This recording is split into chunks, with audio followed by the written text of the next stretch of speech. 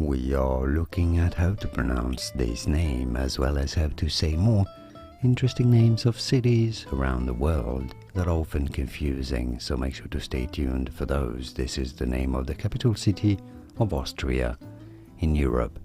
For reference, in Austria they speak German. The name of the city in German is said as Wien, Wien. So this is the English name of the city, called Vienna, Vienna, Austria, Vienna.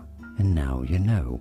More videos here on how to pronounce more interesting city names and country names too, whose pronunciations aren't always obvious. Many get them wrong.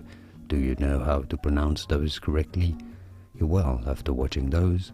I'll see you there to learn more. Thanks for watching.